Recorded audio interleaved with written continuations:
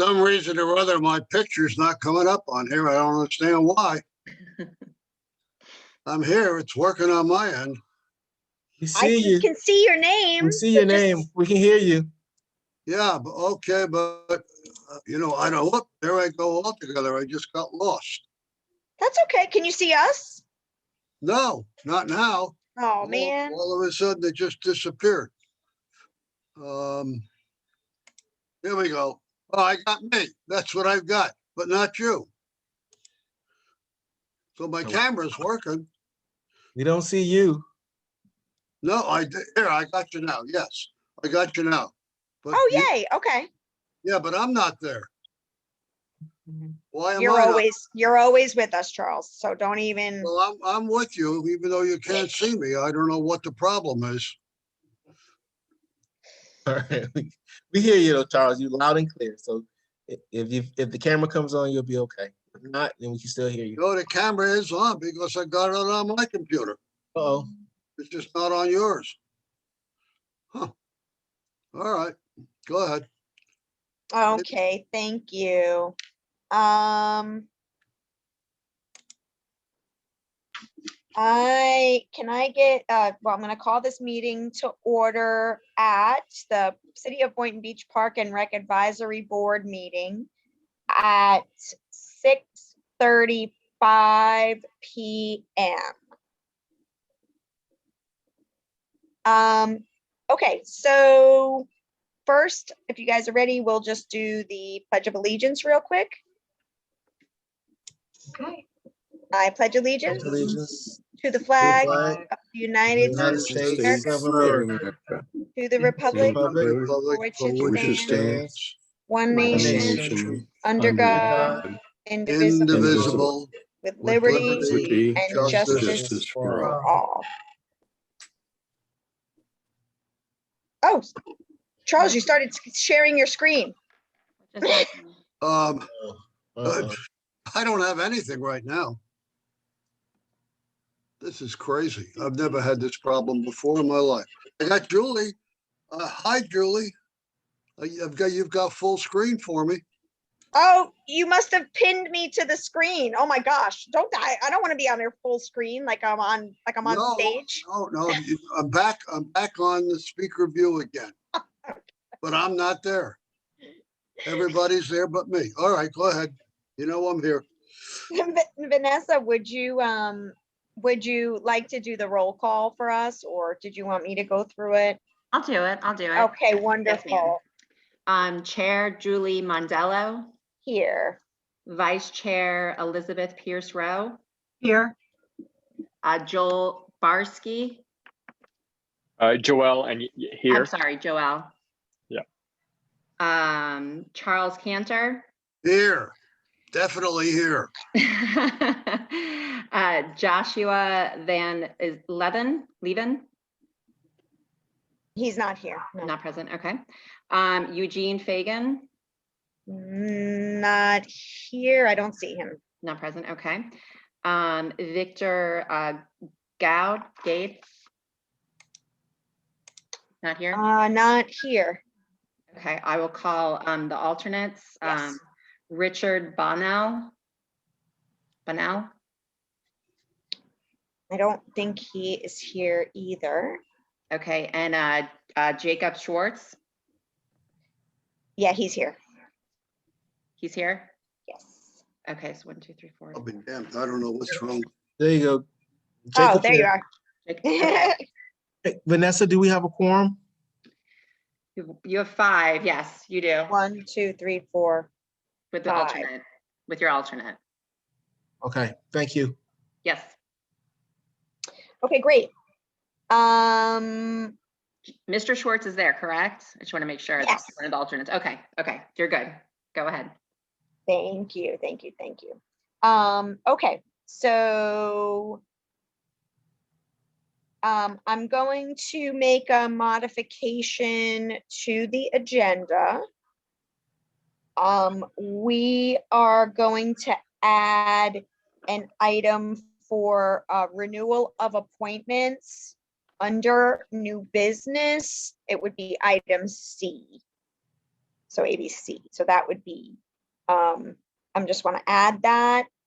And then if I can get a motion to approve the agenda for today with that addition. I make a motion to approve the agenda. Okay, great. Can I get a second? Betty Rose, second. Thank you, thank you, thank you. And then we can move on. I did review the minutes. They were in our email, I think that we got from Casey last week.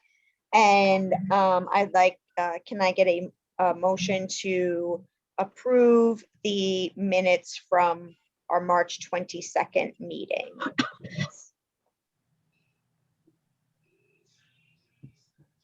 Motion to Betty approve. Rowe approved. Oh, Thank you. Okay, and Betty, can you Betty second? Rose, second. Yes. Okay, thank you. All right, guys, that sounds great. Okay, so we're gonna move in then to unfinished business and our tree donation. So this is Casey speaking. Yeah. Good evening to everybody and to the public as well. So our last meeting, we had a proposal from one of our board members that wanted to purchase trees, 1,000 slash pine trees, and have them planted in parks throughout the city. So I did bring that proposal to the city manager's office, and yes, that is approved to move forward. Yay.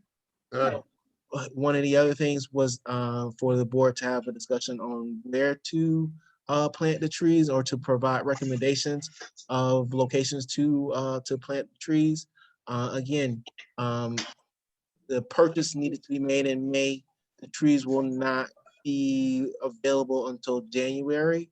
But again, as the board members visit different parks or have different locations in mind, we can definitely bring that to the meeting and make those recommendations well before January.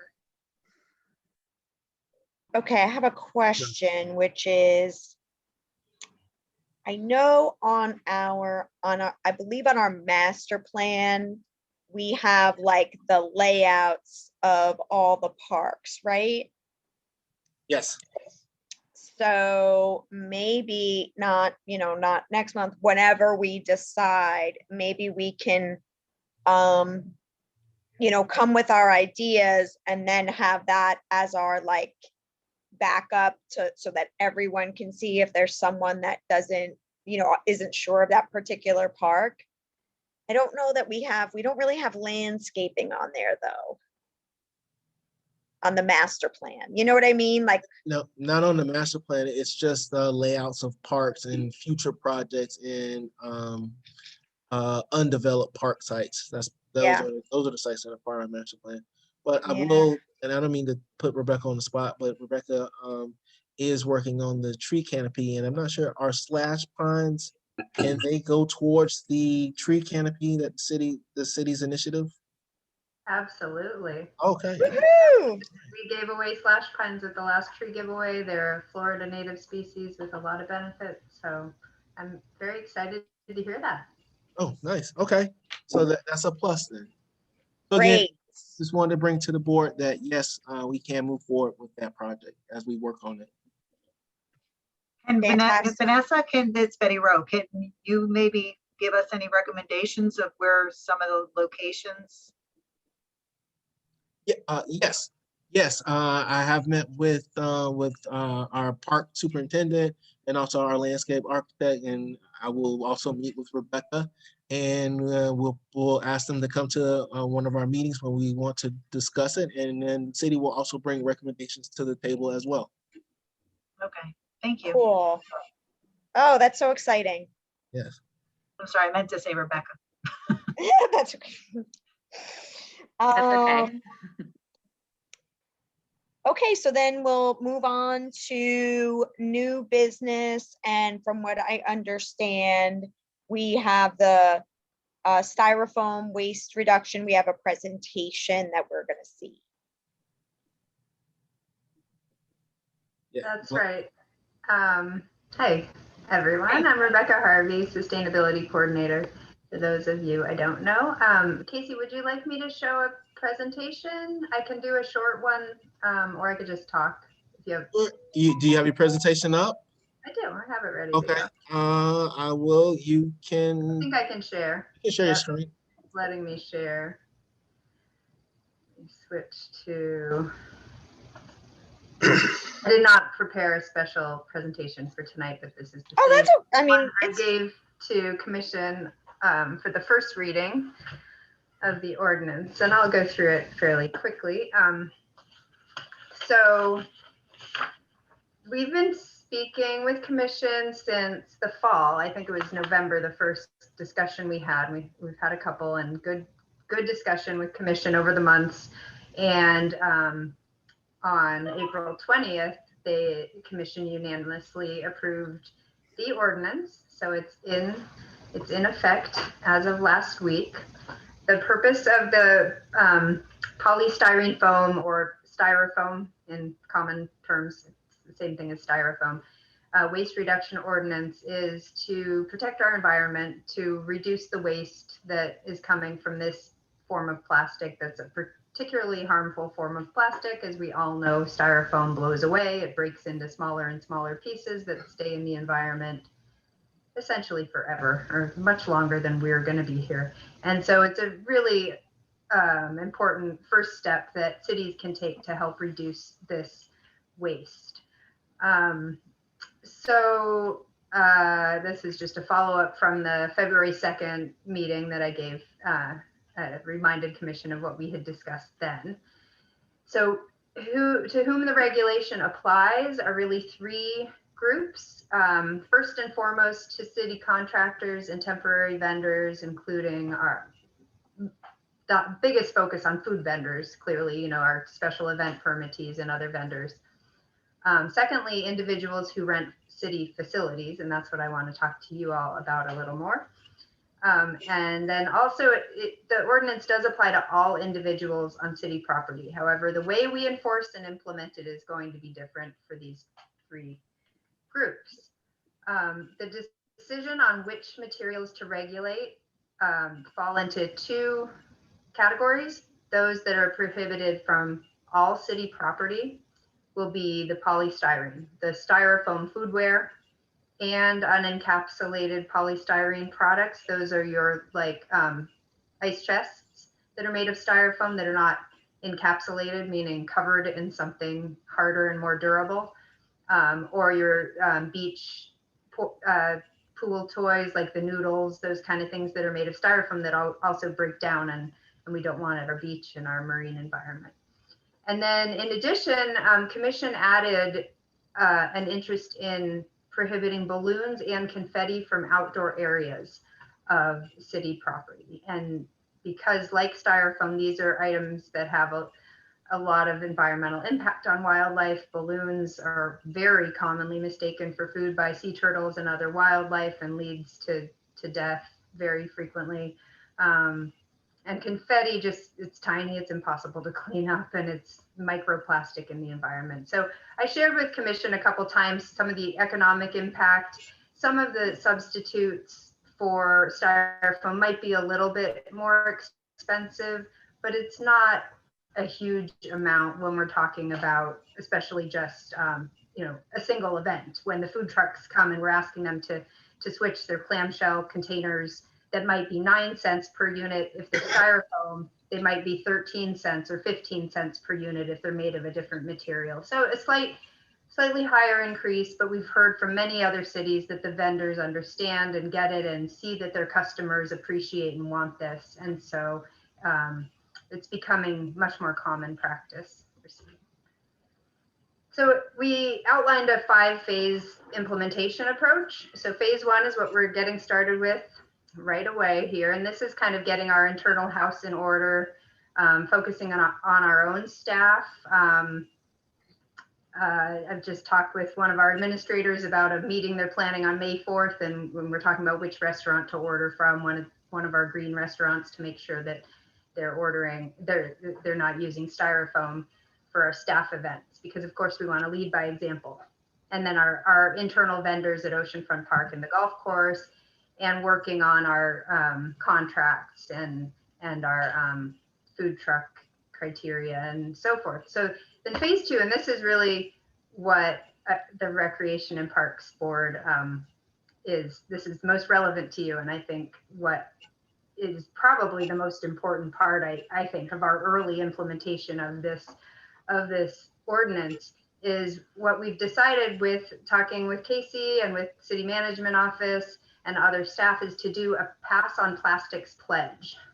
And this will be a positive incentive-based approach, because really this ordinance for 12 months is going to be entirely education and incentives. After 12 months, we will enforce not large fines, but some fines for our vendors, but not for the public. Commission was very clear about not wanting to impose financial penalties on members of the public. So really this pledge incentive-based approach will be probably a long-term, we can revisit if we want to change it down the line, but at least for the first 12 months, this will be our focus. And so the idea here is to give people a pledge that they can sign along with educational material. And I'll show you an example in a minute. And then they pledge to not bring these items. If it's an indoor facility rental, they will not bring the polystyrene foam, foodware, and other styrofoam. Or if it's outdoor, then also the balloons and confetti. And by signing that, it gets stapled to their rental agreement, so it's official, and then they are provided a discount on their rental for the facility or the pavilion. And mock-up here, there, of the Pass on Plastics pledge that everyone will get. We've done a mock-up so far, so it's focused on refuse. Yeah, that's cute. Yeah, it hasn't gone to our marketing folks yet, and I think they're going to spruce it up even more, but we worked with Surfrider Foundation actually on this too. They were very helpful, and it'll have QR codes, so we need to build out our website and have a place for these to point to, but we'll get there. And then so people can immediately see what some alternatives are when they're planning their event. They can find things that are less harmful to the environment. Yes, I have to tell you that in Jupiter, I know, because there's a picnic I go to once a year, and they have had the no balloons sign. I mean, it's been years. So I don't think that's going to be a big surprise to anyone. Oh, that's good.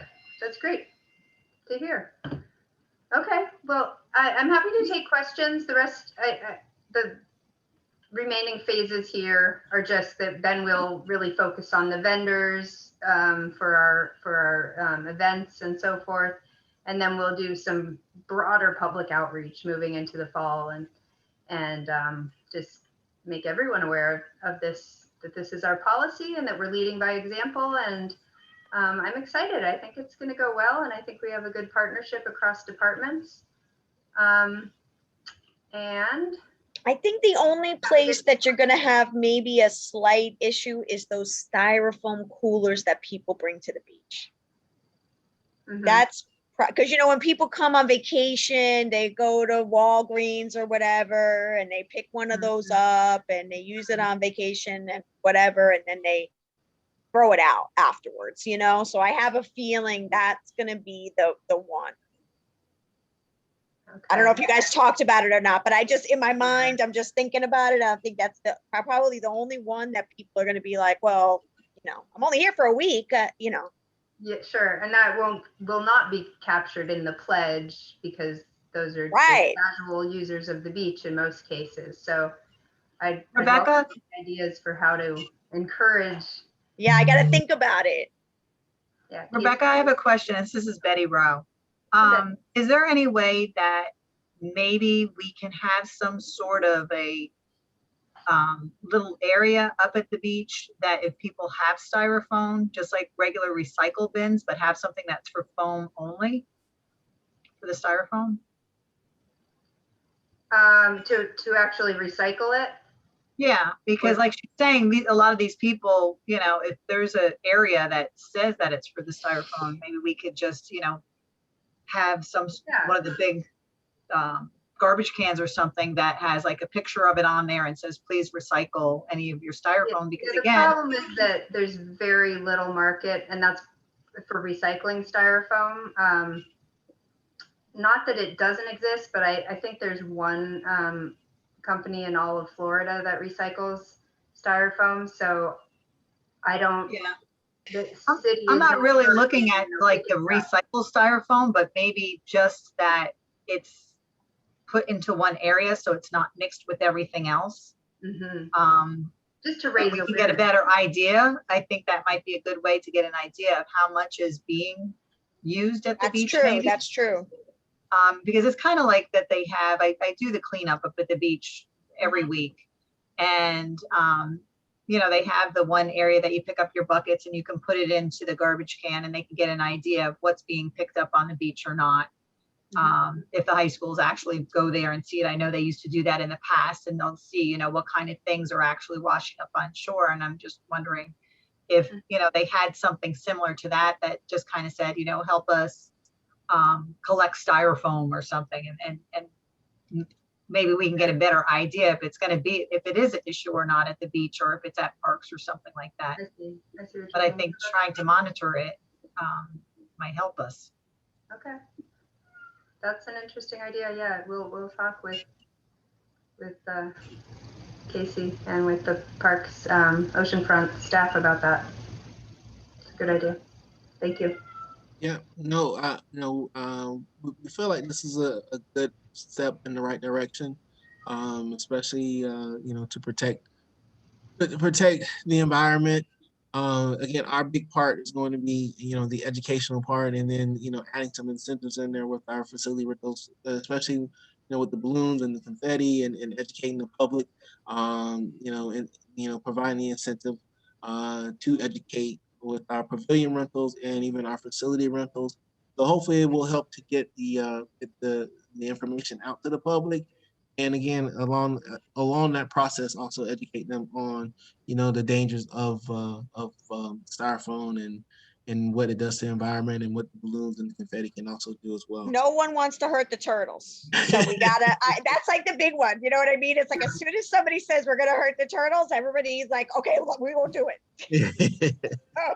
No, there's a lot, let me tell you, there's a lot of stuff that washes up on the shore with that. And that's the only reason I think that having something like that isn't necessarily, like I said, to recycle, but just to make people aware. Because I know like people will come up and they're like, what's that, what's that garbage can? Like what goes in there? And some people throw garbage in there, and on there it'll be like, it's just, we're seeing what we're picking up from the ground.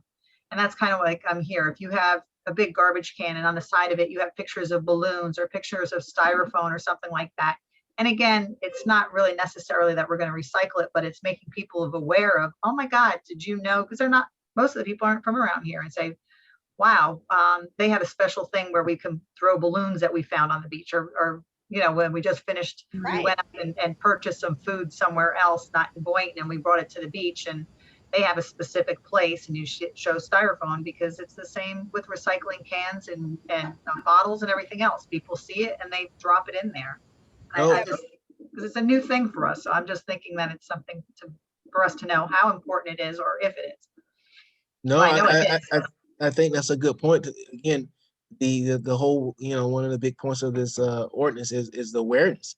And I'm sure that everyone doesn't think, there's probably one or two people that up, but if everyone that comes from out of town does bring a styrofoam cooler to the beach, and then you can actually see it and see how many, what the impact is, I think that will also help people educate and make them aware that the damage that's being done to the environment. So I think we can put our heads together, Rebecca, and see if we can come up with something that will then we can put signage on it, and also help with the awareness of what the styrofoam is doing at the beach, and parks, and anywhere where we see where there's an issue, maybe focus on those with something like that out in the public. I think in the past, when we did, and it's been many, many years, I don't know how long they had where we picked up cigarette butts on the beach. Oh yeah. And it was crazy. We'd go to a commission meeting and they'd come up with huge buckets and buckets of cigarette butts. And I think just putting something that was out there, a little sign, or they handed out like little packets to put your butts in. And then after a while, it just came kind of like, okay, you don't do it at the beach. Like I said, maybe 2 or 3 times a week, I do the cleanup on Boynton on Oceanfront Park. And believe it or not, I probably have found maybe 5 cigarette butts within, it's nothing like it used to be. And I just think, making that awareness that people just don't, they just don't realize this is a vacation spot. They don't think of things like that. Yeah. No, good I point. have to hop off in a minute here for another meeting. Yes, thank you Okay. so much. Thank you for joining us. I appreciate it. Another art project idea for Tom's group. I see Tom Warnicki's on the call here, and I know you have the sick tube made of water bottles. Maybe we can think of something creative with styrofoam to raise awareness. Let's get thinking. Yeah. on that. Thank you so Yeah, much. thank Yes, you. I'm gonna start thinking about it too, and maybe I'll ask some of my random friends, hey, did you know? And see what they say. No. That's All right. it. Make the awareness. Thank you, Rebecca. Thank you all. Good night.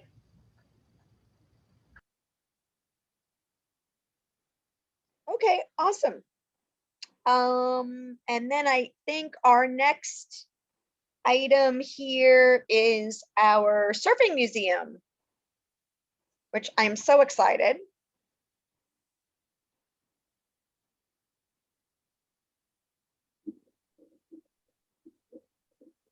Oh, I can't. Okay, now I'm unmuted. There Thank you are. Okay, I was like, Yeah. Hello, he's there, I everyone. can see him. Can you hear me okay? Yes, Yes. absolutely. Okay. Thanks, Tom. Casey is going to enable my desktop here, so, Yep. You should be okay. You can share your screen. okay, I skipped forward to here. Okay, can you see the screen okay now? No, you have to select share screen and then select what you're sharing. Okay. Now I should be able to minimize it. Share screen, okay. I know we tried it earlier and it still takes a couple seconds to get it there. Oh, it's coming up. Okay, I'll go back to full screen. There it is. Here. Go back to the read view. There, now that should be it. Yep. It looks like our images are off to the right side, so you may not be able to see the full screen. Oh, okay. Can you see the full PowerPoint screen? Yeah, and Yeah. if anybody wants to, you can minimize the screen that shows all the faces on it if anybody Okay. wants to. Well, I'm here tonight to ask for the Recreation and Parks Advisory Board support to implement the plan that we've been working on with the city and the CRA for the past 2 years. It all started when Mayor Stephen Grant visited our museum when it was in West Palm Beach 2 years ago. And while he was there, he found out that we were temporarily in that location. It was an 8,000 square foot warehouse in West Palm Beach, and we were only paying a few $100s a month, and they were trying to rent the room for $28,000 a month. Oh my goodness. After we were there for 2 years, we're getting feedback from somebody. Yeah, I think it's, let me see. So after the museum was in West Palm Beach up by the Grandview Public Market, we found out that they, I don't know where that feedback is. Hey, Tom, I'm gonna mute everybody and then just unmute Yes. yourself. Okay. Okay, Tom, you have to now you have to unmute.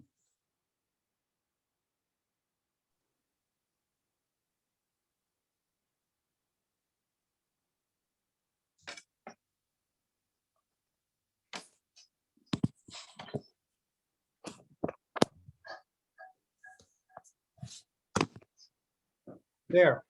There you go. I found the unmute button. Okay, I'm going back to full screen here. Okay, now we're back. We should be good to go now. Anyway, the mayor was at our location in West Palm Beach, and he found out that we were looking for a more permanent location, and he said this museum should be in Boynton Beach. In fact, the Women's Club is a perfect place for it. So he had me do a presentation to the CRA. The CRA found out that they could not lease the building to a nonprofit. The attorney of the CRA recommended that the CRA provide the city of Boynton Beach with ownership of the building rather than keep it as a CRA property. So that just happened a few weeks ago. With COVID, by the way, they never did a build out in West Palm because of COVID. But our museum has basically been in storage for the past year. So we're very happy this is finally coming into everybody's radar in Boynton Beach. And I'll go through the slides here, give you a background of the museum, show you what our capabilities are, and then our goal tonight is to have you simply recommend to the City Commission that the city move forward with a plan for the museum to partner with the city. Surfing started here in Palm Beach County over 100 years ago. This is a picture in front of the Breakers Hotel, people with heavy wooden surfboards in 1919. Of course, Duke Kahanamoku, everybody knows about. Although he was discriminated against around the world because of his black skin, he won 3 Olympic gold medals, 8 years apart, by the way. And one of his dreams was to have surfing become an Olympic sport. That finally happened this year. And in June, we will be finding out who the gold medal champions are for men and women in the Olympics for surfing. This is a local hero, Ron Heaviside, high school in Boynton Beach at Seacrest High School, where he was making wooden surfboards the old-fashioned way. And of course, he started Nomad Surf Shop about 4 years later. This is the way Boynton Inlet looked in the 40s, one of the local epicenters of surfing. This is Boynton Beach Oceanfront Park in 1967. Working at the Historical Society in Delray Beach helps to find these things. And that's who also helped us find these city articles about surfing in the mid-60s, when many communities in Palm Beach County decided it might be a good idea to ban surfing. That's one of the values that the mayor thinks the museum can bring, is a historical perspective about how surfers were legislated against. It actually became illegal to surf in the entire town of Palm Beach. The town of Palm Beach shores made it illegal to possess a surfboard anywhere in the town limits of Palm Beach shores. Wow. So these are some of the articles when they posted the mile-long beachfront in Delray with no surfing signs. They had a whole pickup load of these big signs that they put up, and they gave the surfers 100 yards right at the end of Atlantic Avenue. And there would be 100 surfboards in the water all at the same time. So the rights of surfers were being trampled on. Ocean Ridge decided they were going to ban surfing where Oceanfront Park is. And this is a news clipping from a meeting that we attended with Dr. John McReynolds and David Aaron here, who were leaders in the Palm Beach County Surfing Association. They spoke to the city council in Ocean Ridge, and they did avert a ban on surfing in Ocean Ridge, but it wasn't easy. These are some of the 12 clubs in Palm Beach County back in the mid to late 60s, and they all banded together in that association and decided to challenge the law that Palm Beach had, the ordinance that banned surfing. This is that same bridge you saw at Boynton Yes. Inlet, and I designed this logo for the club that I started in Boynton back in 1966, 67. Wow. These were bumper stickers that we sold for $1 each to help our court case. And luckily we had a new pro bono attorney Joel Daves, who took our case all the way to the state Supreme Court. And Joel later became mayor of West Palm Beach. These are the clippings from when we were victorious. This is great. The state Supreme Court ruled you could regulate surfing, but you could not ban it. So this is Bruce Carter, who was the one who got arrested and convicted of surfing in order for us to have a case that we could test. These are some of those And older where was surfers. he surfing? It's, the town of Palm Beach. And He was surfing in Palm Beach. Okay. right, we made sure that they would arrest him on that ordinance and not trespassing or disobeying a police Mhm. officer. These are members of the Surf Fossils who were all about 25 to 30 years old at the time, but we got them all together for a reunion at the Surf Expo in Orlando when our exhibit was there. And they were instrumental in keeping it illegal, and we're proud of these guys.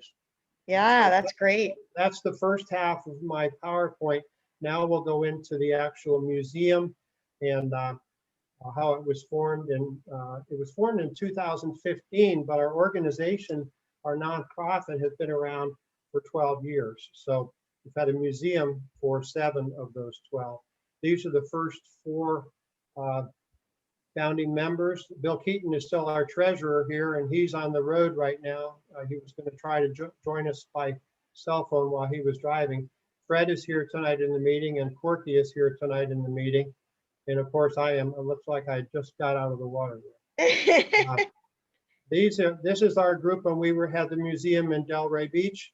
And on the right in the white shirt is Mayor Carrie Glickstein, who also Yes. is on the call or on the Zoom meeting tonight.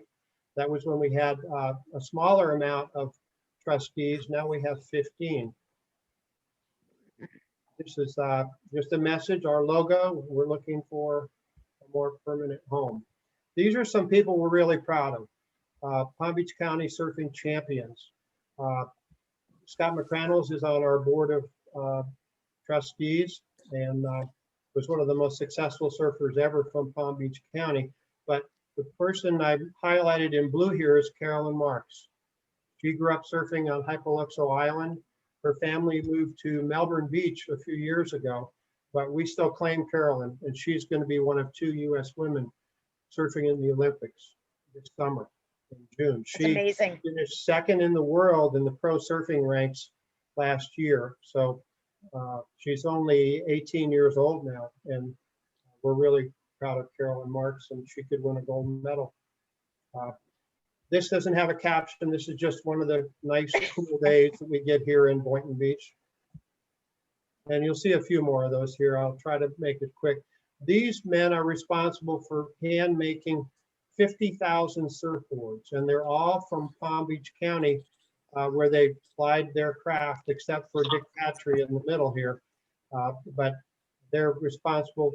Surfing is one of the only things where your board can be made specifically for you.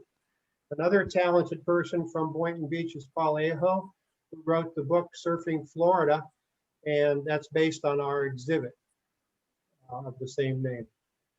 This is Paul. He was also in charge of the Armory Arts Center for about 10 years in West Palm Beach. His parents owned the Ocean Ridge Motel, so when he was Oh, little, wow. he was Oh, surfing. that's so cute. Yeah, he was surfing. Paul was the same age that this boy was, and he entered his first contest at Boynton Beach Oceanfront Park, and he won his age group. That was the 12 and under age group, and he was 7 and he won. So Oh, wow. this is an example of the next step, the regional surfing championships, where our local Palm Beach County kids go to surf and try to go all the way to the East Coast championships. Here's an example of a group that got together in the museum for a charity function when it was in West Palm Beach. This was a cystic fibrosis kickoff for the Paddle for the Cure from Bimini to Lake Worth.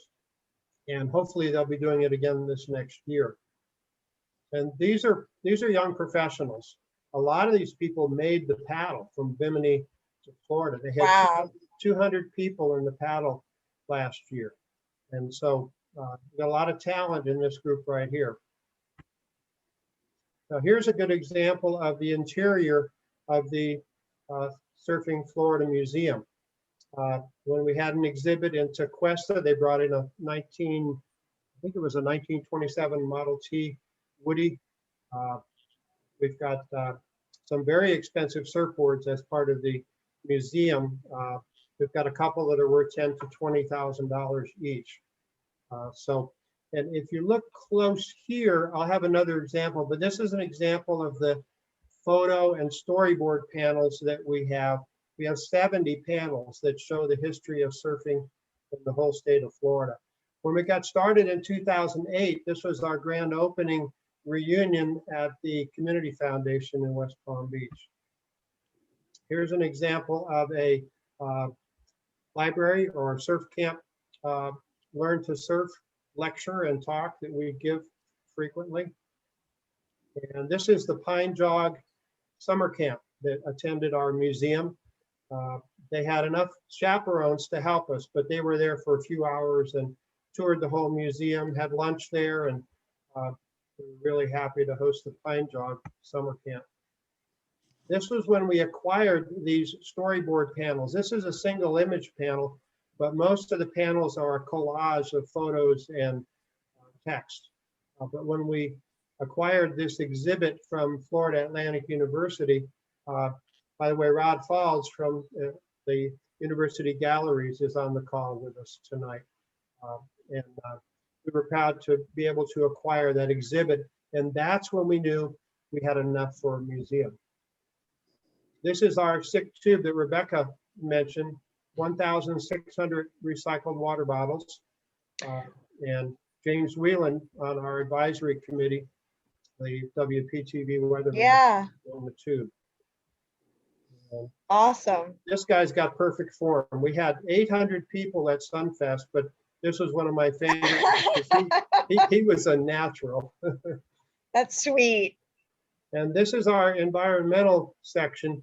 I've got 2 or 3 slides here. And our goal is to keep plastic out of the ocean and bad water too. So clean water is something that we're sensitive to, as well as plastic pollution. This is back to Boynton Beach Oceanfront Park. The contest that young man, the 7-year-old, won his age group, and had a lot of people that day, even though it was cold. This shows how good it gets around here. This is in Delray Beach 4 years ago. I got 15 photos of Mike on this wave. Wow. He was in the same position for about 200 yards. And this is the next step, which was even bigger. And this shows you how perfect Boynton Beach Oceanfront Park can get. Oh my goodness. That's about a 6 to 8 foot face on that wave. And when it gets good, it's a lot of times it's cold and the general public doesn't realize it. This is professional surfer Peter Mendia from Palm Beach, his wife Ollie, and their son Kepa, who's now one of the top 5 in the world for his age. He's learning from his father. Wow. This is little Sarah Abbott. She's about 16 or 17 years old from Jupiter, and she won the East Coast Championships the last 2 years in a row. Sushi Joe is downtown Boynton Beach by the bridge, and he brings sushi by himself and serves it to the competitors at some of our contests. Good for you. This is Kelly Slater at Boynton Inlet during Hurricane Sandy, and he won 11 world championships. He's from Cocoa Beach, but we're proud to have Kelly as one of our fans. One of my friends actually is from Cocoa Beach and was a professional surfer, and he surfed with Kelly Slater a lot. And I'm gonna ask him if he's interested in volunteering or something, because he may very well be. Now that we have he lives right across the street, right? That we have the museum here, so I'll let him know. No, that's great. This is earlier that same day when Kelly got that ride at sunset. This is Hurricane Sandy. Beautiful. This made the cover of the East Coast Surfing magazine. And outside, this is about a 12 to 15 foot wave. Doesn't look like it, but it's a quarter mile away. Here's one of those storyboard panels, one of the recent ones where we honored our 4 founders. And we got a little busy on this one. We had so much to include. Most of them aren't this busy, but this one is 42 inches by 42 inches. They're printed on metal and they're offset. Oh. They're offset from the wall about a ½ inch. So when you hang them on the wall, they're easy to move, but they're museum quality and they're not foam board. There's no paper. It's printed right on the metal. So we've got 80 of those now. Look at you, Tom. Yeah. and this is a group of our partners. There are more like Sandaway Discovery Center, and Evan is on the call with us tonight. The Cultural Council has given us a grant 3 years in a row in order to make duplicates and new storyboard panels. And we'd like to do that if we are able to occupy the Women's Club building. We would love to do 5 to 10 of those panels honoring the building, the Women's Club, the Boynton Beach Historical Society, a theme of Boynton Beach as gateway to the Gulf Stream. One of the theme panels could be fishing in Boynton Beach and the Boynton Inlet. So we're prepared to request a grant from the Cultural Council to do 5 to 10 additional panels. Here's something that I think is important. Destination attractions is what we would be providing for the city of Boynton Beach. And 100 million people visit Florida each year, and 70% visit a museum while they're here. So I did a search, and in Boca Raton, there's this many museums and 1 or 2 that aren't. Like Gumbo Limbo is not a museum, but it's definitely a destination attraction. Delray Beach has quite a few. And Boynton Beach, we've got the Kinetic Art exhibit. We've got the wonderful Children's Museum and Learning Center where we had an exhibit about 7 years ago. And we've got a wonderful beach and numerous first-class parks. But other destination attractions I'd like to add to this list. So if there's any more, I want to add them. So I want to say thank you to everybody. And I would love to find out who took this picture because I can't find the photographer and I want to give them credit. So if you have any questions, we're just asking you to recommend us to the City Commission so this can move forward and we can spend a few weeks and have an exhibit in that building. And that way it's ready when it's safe for the public with COVID. You just have to open the door and the plan would be for us to have a permanent exhibit in half of the downstairs and a movable temporary exhibit in the upstairs so that if it's not compatible with a wedding that might not want a tropical theme, then it will be easier for us to take our walls that have wheels on them and move them out of the way so we could have that much space. So any questions, I'm happy to answer. What would be the cost of going to the museum? We would be providing the destination attraction to the city in exchange for space in the Women's Club building. And we could also generate revenue. If we charge admission, that revenue could go to the city. So that's the basic proposal. And I think the Recreation and Parks Department could add to that. And there's lots of wrinkles there that could be ways where we could enhance income for the city even more. Yeah, but you guys are a not-for-profit, right? Yes. All right, so I mean, you could also take donations for yourselves. I'm not talking about the city, but just for your museum to keep it up. We have memberships at many Okay. levels. Okay. And our main income is from a small gift shop and also special events that we run. We do Okay. If we do like a movie night, like when we have a grand opening, we've had 3 grand openings at Delray, Lake Park, and West Palm Beach. We average over 400 people that come to those grand openings. Fantastic. And we have volunteers that, first-class music volunteered, food catered in from people like Sushi Joe that just want to help the nonprofit museum. So we've got a good group of volunteers too. And we would love to recruit volunteers from the senior center because the plan the city proposed to the CRA would be to enhance the traffic across US 1 with ADA crosswalks and make it more barrier free, so that not only could the parking be available to the Women's Club building, but the senior center participants and members could come over there for their meal a few times a week and in the late morning or noontime. But a lot of our volunteers are senior citizens, so we'd love to recruit more volunteers from the senior center, and it would be really fun for them, I think, to interact with a lot of the school groups that would be coming Yes. to the museum. And we're kind of patterned after the Schoolhouse Children's Museum. Okay. I had a good talk with Suzanne Ross there, and she would love to support us, and we can possibly use their agreement with the city as a template. But it might not be under the auspices of the library, but I think the Recreation and Parks Department should be Recreation, Parks, and Culture. Because with the new high school culture Yes, center. the cultural and- center. Yep. and, I think that would be more of an umbrella, but I'm not sure how easy it would be. Just an idea. So that's where we are. Tom, I'm so excited. I think this is great. I think a lot of people are gonna go and to this museum. And like you said, a lot of kids already go, but I think we're gonna get a lot of people.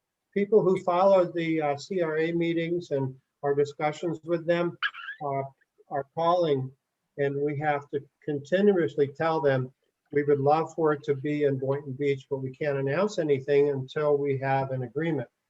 So if we have your recommendation to move forward, and then the city commission does want to partner with us, then we could at least announce that we're working on a partnership with the city. But then we're going to have a lot of people come out of the woodwork who are going to say, we're in favor of this, let's do it. And they're going to want to know when. So I want to make sure we move forward in a deliberate way and not get the cart before the horse. So I was gonna say that. That's funny. I thought people, I have a feeling people are gonna be like, so when does it open? Yeah. Tom, this is Betty Rowe. I have a question for you. Sure. In reference to how far are they with getting a crosswalk? Because I know we've been talking about it for several years. Yeah, I think that's Going long across. term. It was part in the Recreation and Parks proposal to the CRA. So the CRA would put together a 3-year support plan for Recreation and Parks in the city. And they love the idea. I think everybody loves the idea, but you know how fast things move in Tallahassee. Yeah, I know, because I know we've been talking about it for a long time, and I was just hoping that if this opens up, that they move a little faster for it. Well, there was even somebody who brought up the idea of a pedestrian overpass, but we're talking hundreds and hundreds of thousands of Yeah. dollars. Yeah. It would have to be 20 feet high.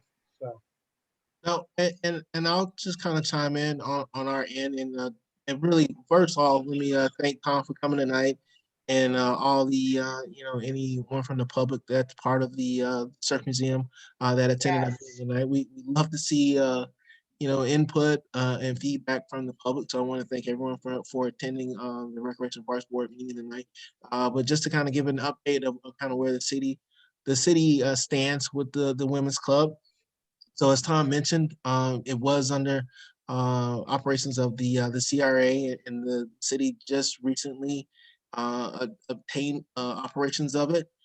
So really, we are in the initial stages of really figuring out what we're going to do with it. There are a couple projects that need to take place before before we really can open it up to the public. We are currently renting the space out. We've had a couple rentals since we've taken over the Women's Club, and that's kind of the plan for now through 2021. But we are having meetings on a regular basis to really map out a plan of how the Women's Club is going to operate, and when it will really be ready for full operation. So again, we are renting it. We are using it for that purposes. But again, I think the bigger plans are to start those renovation projects. Again, one of those projects includes the crosswalk to kind of incorporate the senior center and the Women's Club kind of as one campus. So that's kind of where the city stands with the Women's Club as of today. So, you know, Tom has presented to the CRA.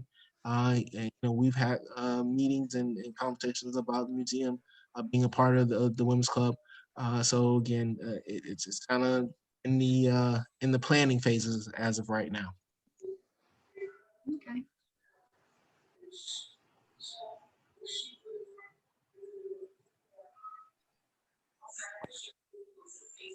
Okay. Well, anyone from the public will allow you to speak once we get to public audience. Anybody else have any questions, Well, comments? We did have a hand up from Carrie, but again, we'll Oh, get wait, those questions when we get to public audience. sounds good. If any board member has a question, feel free to ask Tom while we have him. I wanted to ask you one question. You have these beautiful boards and you get all of these surfers and all the different people. Where do you get, or like, how do you come up with who's going to be in part of the surfing museum, or, you know, is there certain criteria for you to put somebody into the museum? We don't have a Hall of Fame locally, if that's what you mean. The East Coast of the United States has an East Coast Surfing Hall of Fame, and quite a few Palm Beach County people are members or have been inducted. They do that every 2 years, but we don't have any voting or anything like that to see who might be included. We're open to the public, and we actually found out we had much more participation when we stopped charging $5 at the door. It's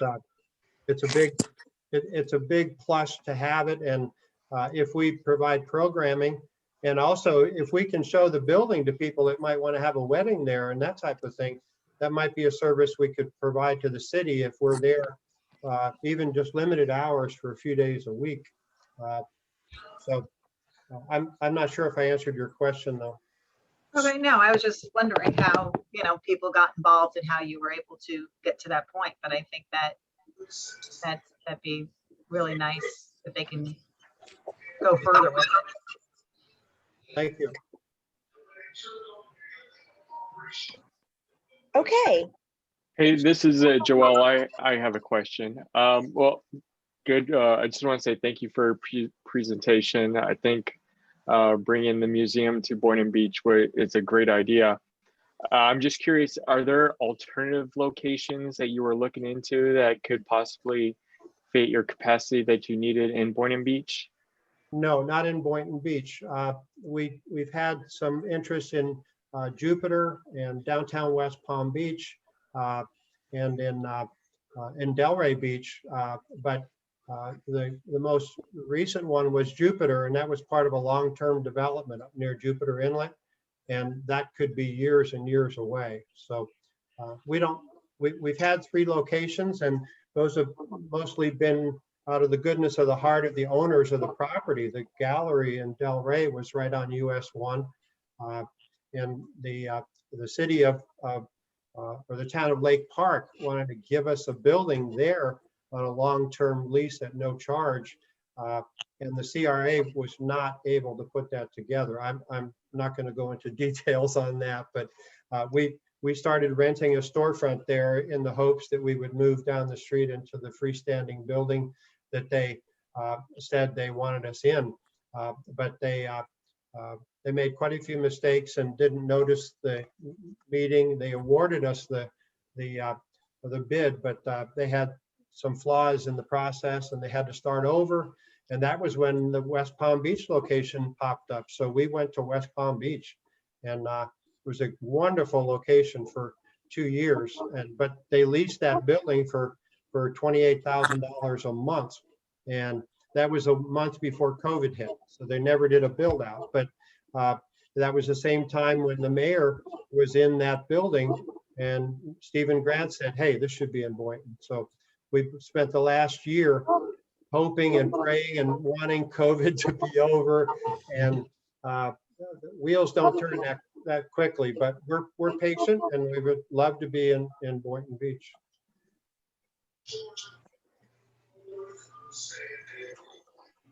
Okay. I'm gonna move us on to our next quick item. Julie, Yes. before we move forward, I just want Vanessa to recognize that Victor God has joined the meeting. Yes, I actually just gave her I sent her a note. I sent her Okay. in the chat. So hopefully, yeah. It's I funny. see it. Thank you. Okay, no Thank you. problem. And I'm gonna turn it over to Casey to talk for a second about renewal of our appointments, because we have a few that did not renew, or a couple, I guess. Let me say that. Yes, thank you, Julie. Casey Young, Recreation Parks Director. I just want to bring it to the board's attention that if you have received an email from the clerk about renewing to remain a member of the advisory board, that it is imperative that you complete that application and resubmit in order to continue being on, or your position, if it's not, do not reapply, and your position is considered vacant, and there could be other members or people from the public that have applied to be a part of this board and may be appointed. So again, if you've received an email, I would check it. We do have a few members that should have received that email. And if you are unsure, I will send the updated board member list to all the current board members so that you can check your status. Yeah, let's do that. Definitely. But you should have received an email from our clerk's office making you aware if your appointment has ended. And we're on like a March rolling kind of calendar. So that's why we're kind of bringing it up. Because, you know, we're in April. So anybody that it would have been last month that you guys should have seen something. So, but yeah, we'll send the list out, and then this way you'll know if you need to reach out and contact anyone to make sure that your appointment. Well, it looks like it's basically 5 people. No, well, I have the updated list. I received the updated list from the clerk today. So as of right now, officially, we have 2 vacant positions. Oh, okay. Okay, we're gonna move on to public, to hear from the public. So I know first, I think, Phil, you have your hand up, so we'd love to hear from you. Well, I'm sorry. Sorry. We had Carrie did have his hand up after. Oh, I'm so sorry. After Tom's presentation, and then we have Phil up next. And again, just to remind anyone from the public to make sure you announce your name so that your comment can be recorded in the official minutes of this meeting. Carrie, you can recognize you. Yes, can you hear me? Yes. Good evening.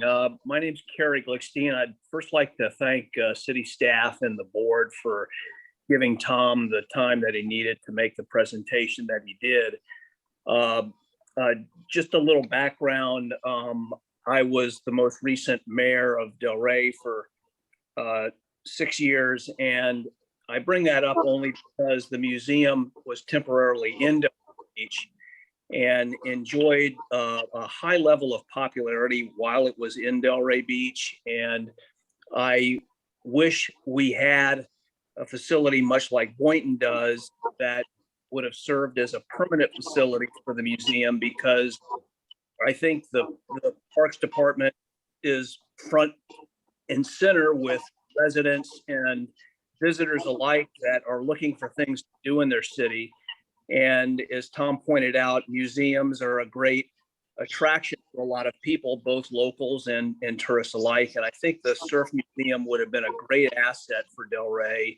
I think it'd be a tremendous asset for Beach. And I appreciate your willingness to think out of the box in terms of something that is not normally in South Florida cities, as surprising as that may be.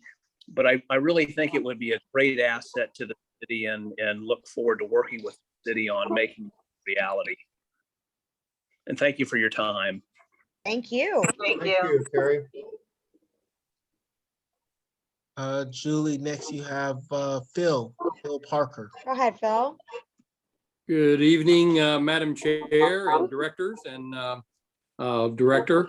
Can you hear me okay? Yes. Yes. Fantastic.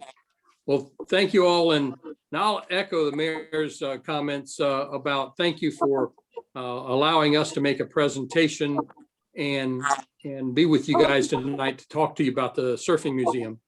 Very quickly, let me just say that even though I live outside of Dayton, Ohio, I just recently retired as the head of the Chamber of Commerce there.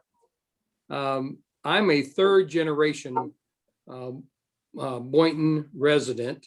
My grandparents came there during World War II and the family stayed, and I got nephews and nieces and all that are now fifth generation. But I tell you the story because I get back to town quite often. And I'm very proud of the work that you guys do as a committee, as an advisory group, and for the city. My first full-time job after leaving a school called Seacrest High School in 1969 was to be a lifeguard for you guys on Boynton Beach. And I still continue to be very active with the Children's Museum. And I'm also very thankful that you guys have worked so hard to save the old high school next door and turn that into a cultural center. And I'm very thankful for that. So I wanted to tell you that. But I hope that you will consider this museum opportunity. Boynton needs to continue to grow with destination spots. I think it adds to the culture and to the well-being of our community to have a diversity of different things that we are supporting and engaged in. And this one is quite unique. And as the previous speaker, the mayor, he said that you don't often get the opportunity to have museums like this that represent all over the state of Florida, but especially South Florida has so much history. And I would hope that you would do everything in your powers as volunteers and staff to help us navigate this through the process as quickly as possible, and hope that it will then land on the desk of the councilmen and women and the mayor and the city manager, and hope that they will make a positive decision of us being located at the old women's club there in Boynton. And before I leave, I'll leave you with one last thought. So remember, I told you I grew up in Boynton, even though I live in Ohio. I used to, on the second floor of the women's club, we used to run a lot of our Cub Scout events, our blue and gold banquets and our Pinewood Derby. So I go back into that building a lot of years, and I'm very, very proud. Oh, that's great. Pleased of what you guys have all done to preserve that building. So thank you all. God bless you all for doing the work that you're doing. So thank you very much. And I hope that you give good consideration to having the museum there in Boynton. Thank you so much. Thank you for your kind words. That was so nice. Thank you. Julie, you have Cannon and Jamie Snyder. Scheider High School. That's a tough one. Well, we couldn't see all of it. It was like mini on their little tile there. So I thought my husband was going to join me, but he kind of chickened out. So it's just me. But anyway, hi. I'm a long time. That's Cannon. I'm a long time. I stopped Cannon. Right. Anyway, I'm sorry. I am a third generation Floridian. I don't live in Boynton, but I definitely been a long time friend and supporter of Tom. And ever since the museum started, Surfrider Foundation has been partnered with him, and I've been a 10-year volunteer with the Surfrider Foundation for Palm Beach County chapter. So we go way back. I've been there since the Lake Park days he was referring to, and I saw how the museum brought a lot of support from outside people who may not have found like that particular plaza they were in before. And you know, people actually found out with the Grandview Market in West Palm Beach, people that I know that run the circles that we run in, surfers, you know, maybe the environmentally conscious and the surf rider, they were there to see the museum, and then they found Grandview. So that's really cool in my opinion. Sometimes surfers get a bad rap. Sometimes they have some really, you know, false, I guess, narratives from movies and things. But you have Tom here who's been surfing his whole life in Florida and working towards not just bringing more awareness to surfing and how important it is to communities and community building, but also how you can be ocean-minded and environmentally conscious as a surfer. And I think that's really cool and very important, and it speaks to a lot of what the City Commission already works towards, like you've shown with voting in the recent ordinance. I really thank you for that. I worked with Rebecca and Kat Uden from Oceana on that ordinance, so I'm really proud of that and thankful and grateful to you guys for voting that in. And I can't wait to see how this educational period starts and rolls out. But yeah, I'm just here to show support for Tom. Surfing Museum is awesome. It brings in a lot of people. It brings in a lot of great information. Tom is a wealth of information on a number of things, but especially surfing, and especially when it comes to the particular area of Boynton Beach and, you know, environmental conservation in that area and things like that. I think it'd be a huge asset to the city, and I really hope that you guys will consider bringing it into the Old Women's Club. So thanks. Thank you, Jamie. That was so Thank you, sweet. Thank Jamie. you so much. And Jamie didn't mention it, but she's the chairperson of the Palm Beach County chapter of Surfrider Foundation. She just retired from that position, but she's been a big Surfrider Foundation activist for many years. Julie, you have Rod Falls hand up. Yes. Hi, Rod. Hi. Oh, sorry, that's Charles. Okay. Charles. Yes. What is the question?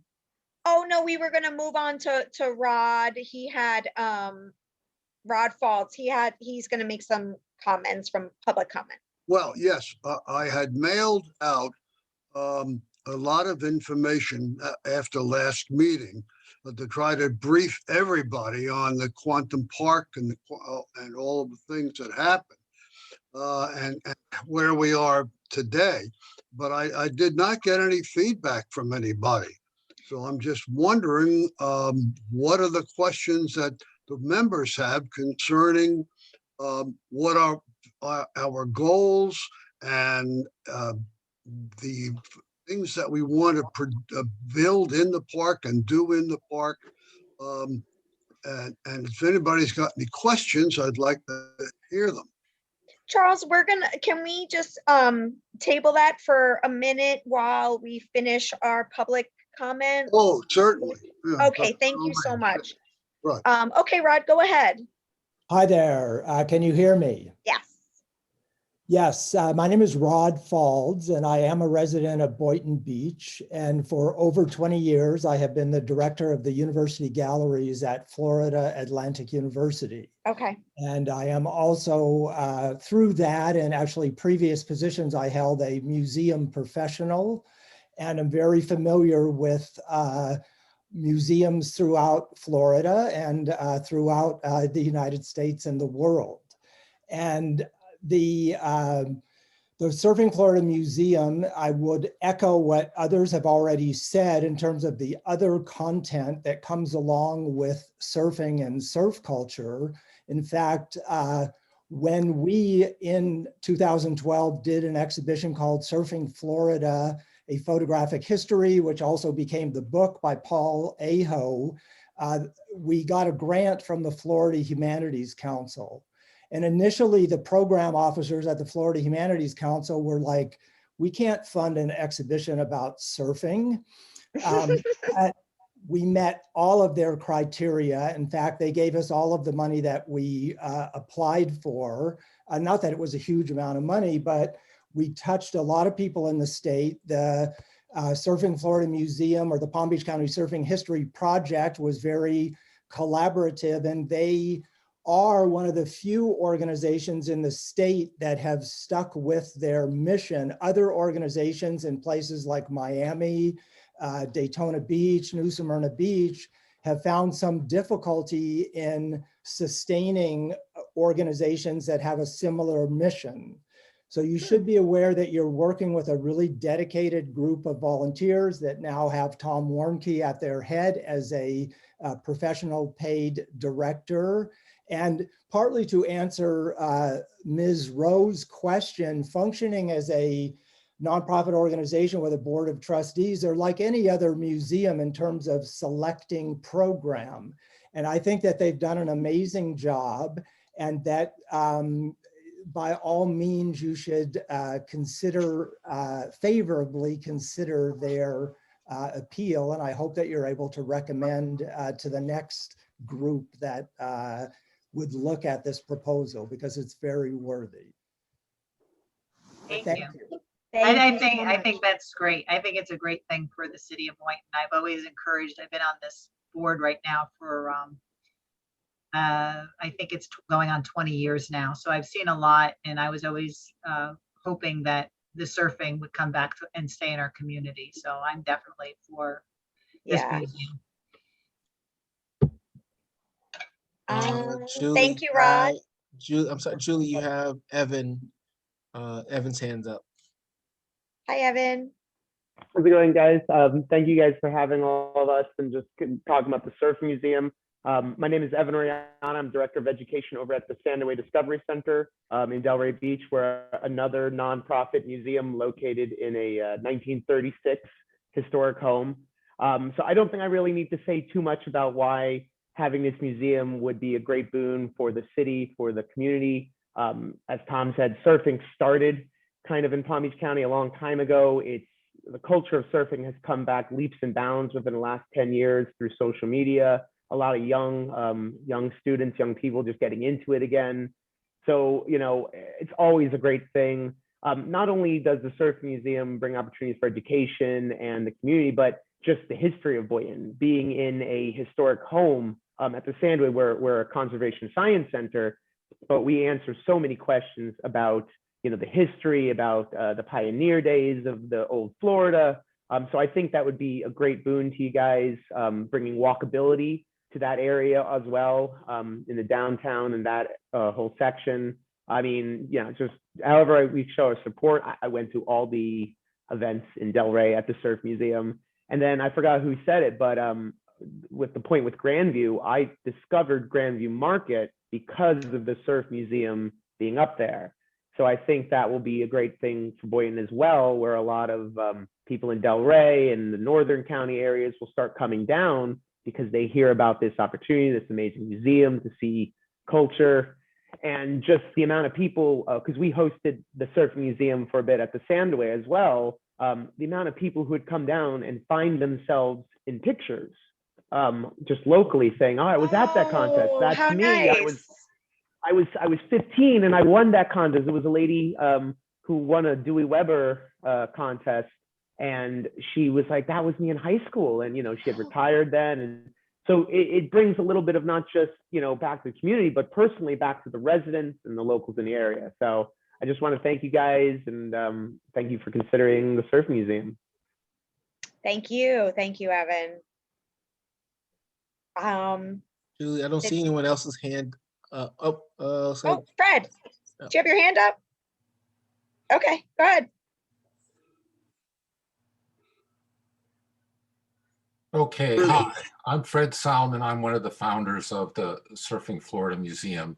And, you know, thank you for considering us. And, you know, people come to Florida, they want orange juice, but they also want, they want to experience the beach. And what we represent is the beach.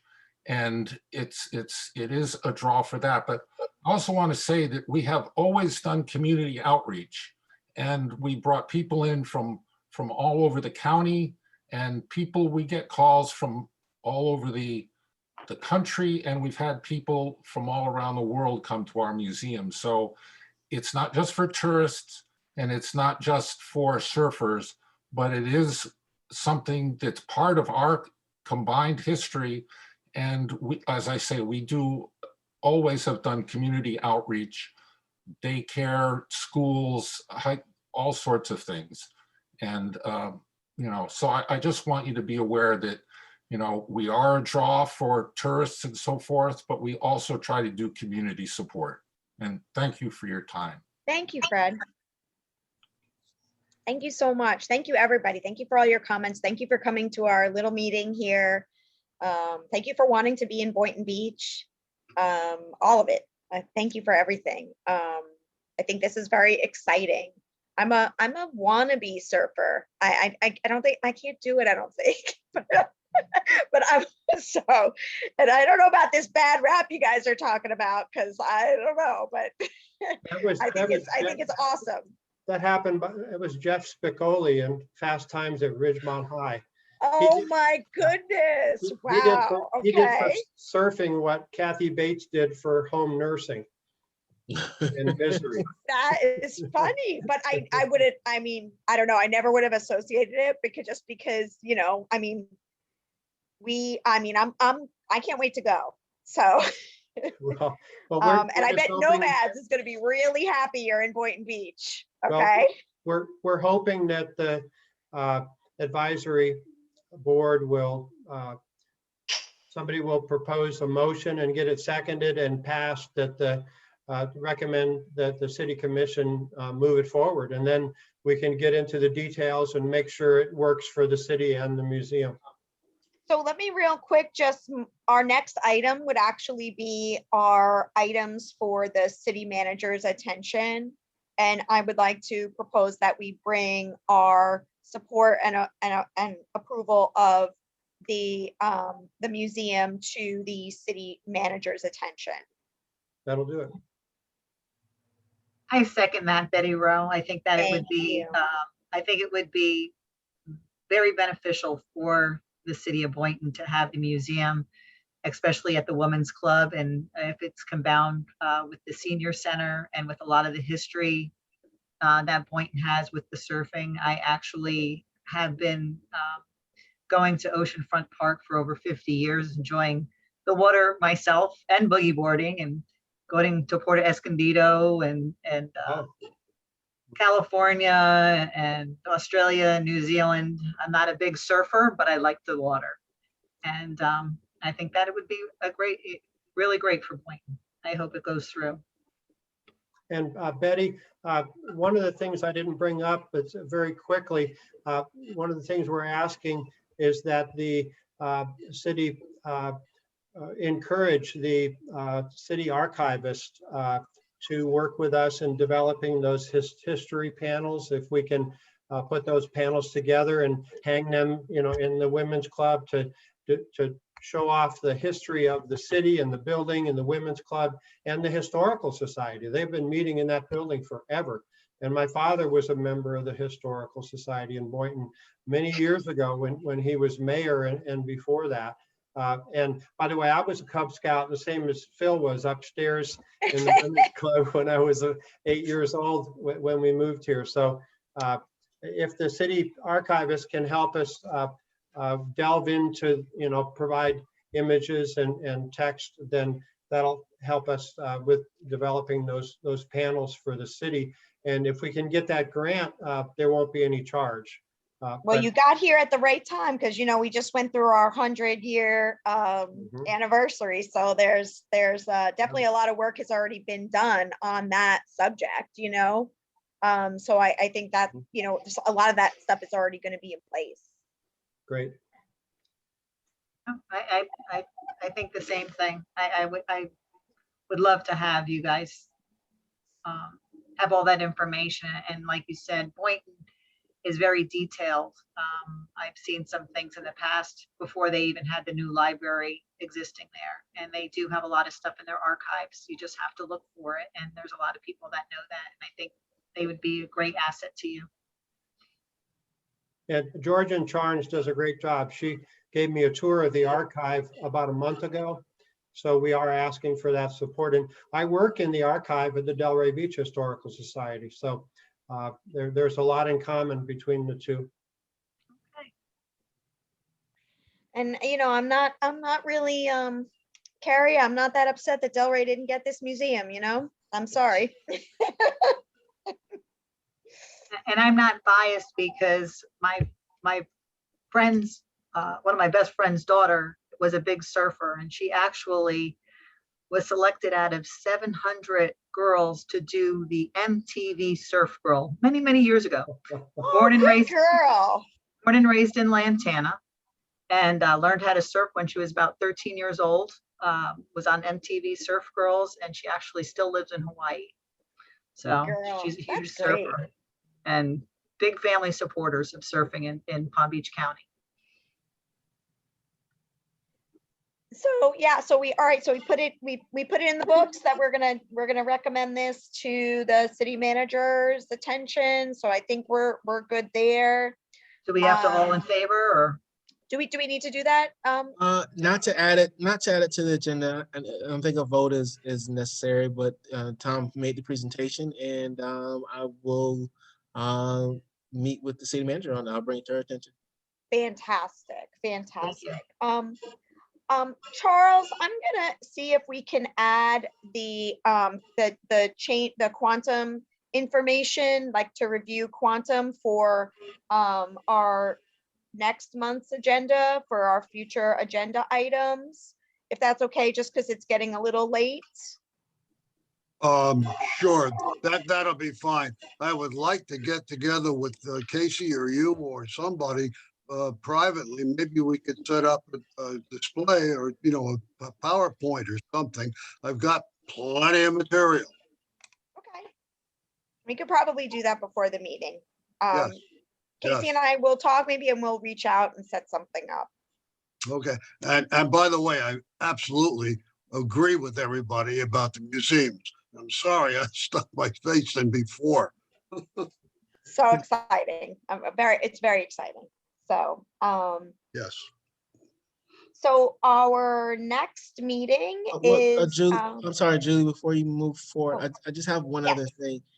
So tonight we were supposed to receive a presentation from our consultant on the needs assessment. That's right. Unfortunately, he had a scheduling conflict, and then next month he also has a scheduling conflict on our next meeting date. And I wanted to propose to the board if they would be willing to host a workshop just to discuss the needs assessment. And if there's a particular day of the week or a particular date that, you know, I'm open for recommendations on the date. And then I will work with the consultant to come forth and then have that public meeting about the needs assessment results.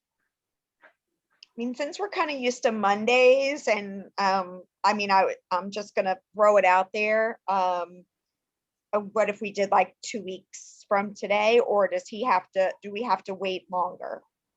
No, we don't necessarily have to wait longer. Unfortunately, Mondays are the scheduling for the. Yeah. Can you maybe give us maybe an option of 3 different days, Casey? Yeah. Sure. And maybe email it to us and we can get back to you. Just because I know I have to look at a schedule as well. Okay, I can do that. We will stay away from Mondays. We will stay away from Tuesdays just because of the city commission meetings. And it'll be either Wednesday, Thursday, and I'll try to stay away from Fridays as well. Okay. Yeah, Wednesday or Thursdays are good. Okay. So I will send out tentative dates via email to all the board members, and then we will we'll get a date and see if we can get it scheduled, and then we'll put it out to the public. And again, it's not a presentation to the Rec and Park board.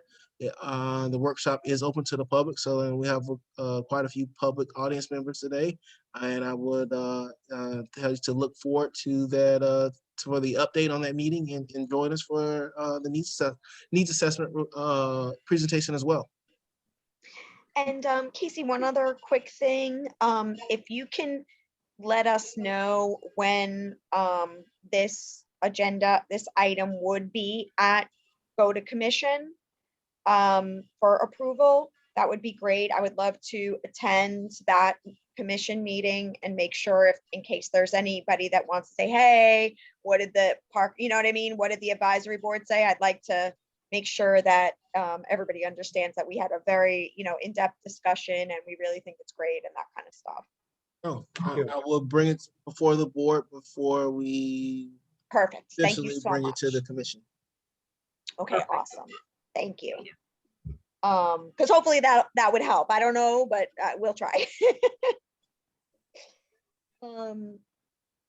Okay, so in addition to the needs assessment, we'll put the quantum information on for next month. We talked about, we're gonna send out that info on when we can have a workshop meeting. And then our next meeting would be May 24th, 2021. That would be our next full meeting. Not obviously not any workshops or anything like that. And if I can get a motion to adjourn. I'll make it.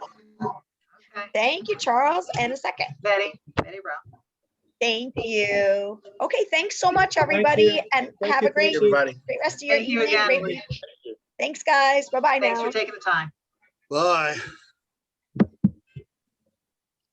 Now I can figure out what's wrong here.